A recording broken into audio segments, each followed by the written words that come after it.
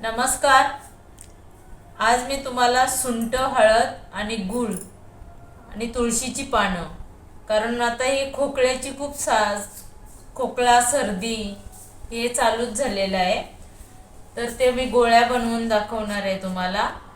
त्या दिवसातून 3 वेळा घ्यायची, सकाळी, दुपारी आणि रात्री.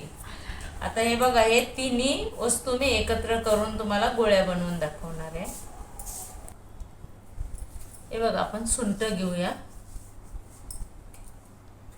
त्याच्यामध्ये हळद घेऊया. 1 चमचा सुंठ आहे, 1 चमचा हळद आहे आणि हे 3-4 पानं म्हणजे मी तुळशीची घेतली आहेत. त्याच्यामध्ये आता हे इतकंच 1 चमचा मी गूळ घेतलेला आहे. आता सगळं आपण हे एकत्र मिक्स करूया. असं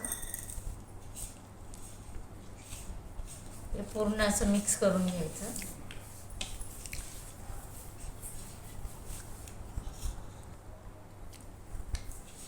हे बघा, छान असं मिक्स करून झालेलं आहे. गूळ थोडं चिकट असलं ना तर चांगलं होतंय. हे बघा, असे लवकर हे होतंय, गोळी बनवायला त्रास नाही होणार. हे बघा,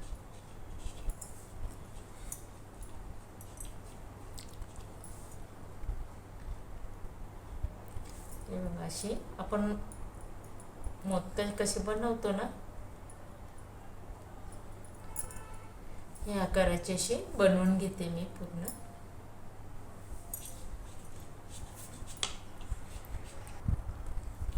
हे बघा, सर्दी खोकल्यासाठी खाण्यासाठी गोळी तयार आहे. ही गोळी खाताना तोंडात टाकल्यानंतर ती चोकून चोकून खायची, डायरेक्ट खायची नाही. पाणी पण नाही प्यायचं लगेच. आणि हा व्हिडिओ जर तुम्हाला आवडला असेल तर लाईक करा, शेअर करा, सबस्क्राईब करा, कमेंट्स करा. सर्वांपर्यंत पोचवा. धन्यवाद.